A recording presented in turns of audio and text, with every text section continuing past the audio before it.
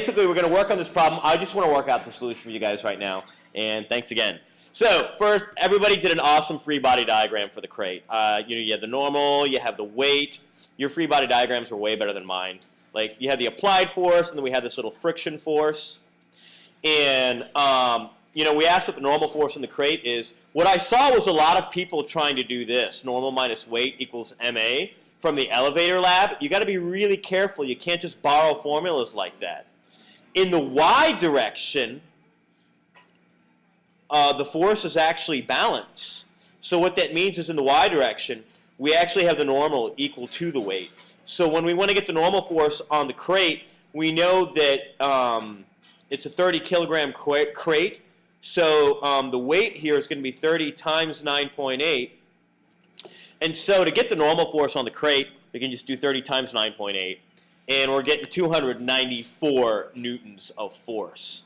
So that part, I hope we kind of got. And again, I'll take questions about this afterwards from you guys. I just want to make sure you get a little bit of a solution now. So to get the acceleration of the crate, I love it that people were actually using Newton's second law. Like they said, okay, cool. The forces don't balance, so I saw a lot of this. And I saw a lot of people say, oh, I got 300 going one way, and I've got 210 going the other way. And I saw a lot of people write 90 newtons, and then they stopped right there. Well, that's the total force on the crate, but now that force is unbalanced, so I want to know what it does to the crate. So I actually have to take this 90 and set it equal to the mass times the acceleration. So 90 equals 30 times a, and we're getting an acceleration of 3 meters per second squared. Okay, that's what we're getting for that part there. Okay, so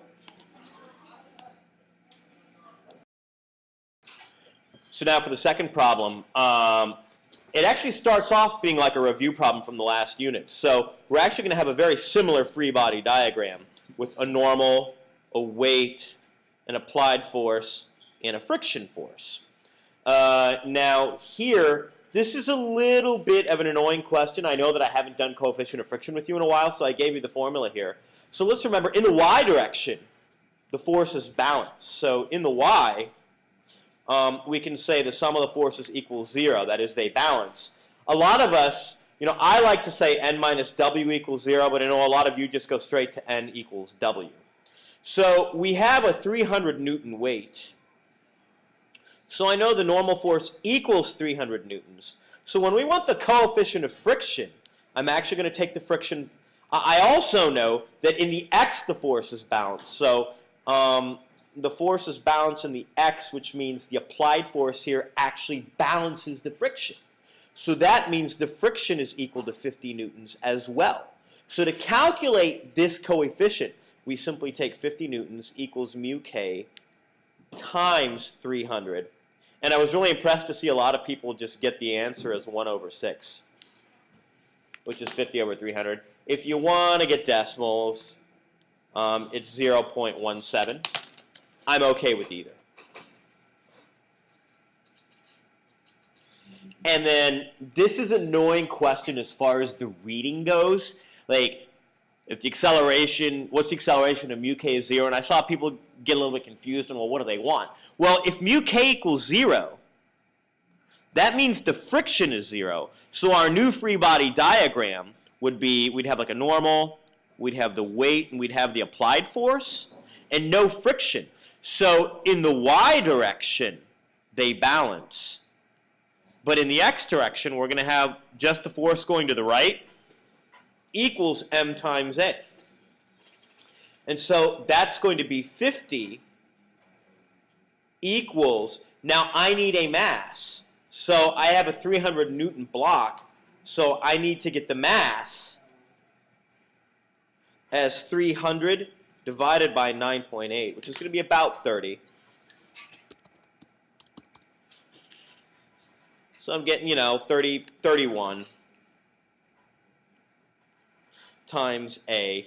And so I'm getting an A of about 1.6. I'm going to round it to 1.6 meters per second squared.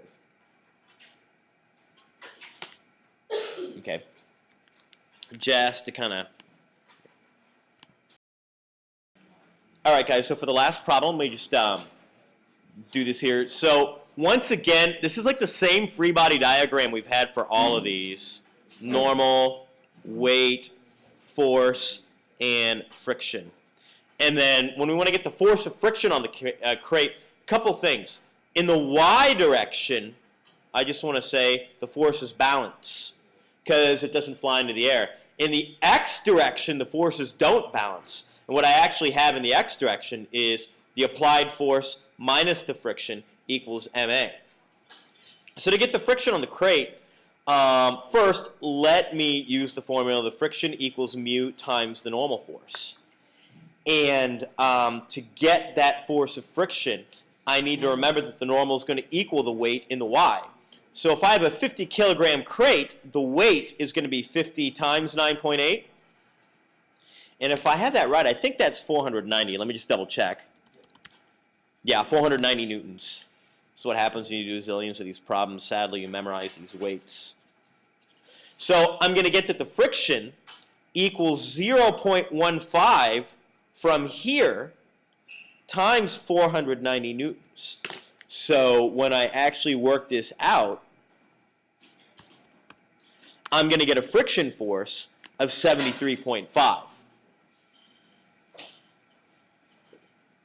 So now when I want to get the acceleration of the crate, I'm going to do the applied force minus the friction equals m times a, which is going to be 100 minus 73.5 equals 50 times a. And that ends up giving me 26.5 divided by 50 equals a. And I think that works out to an a of about, what is it, like 0.53? Yeah, about 0.53 meters per second squared.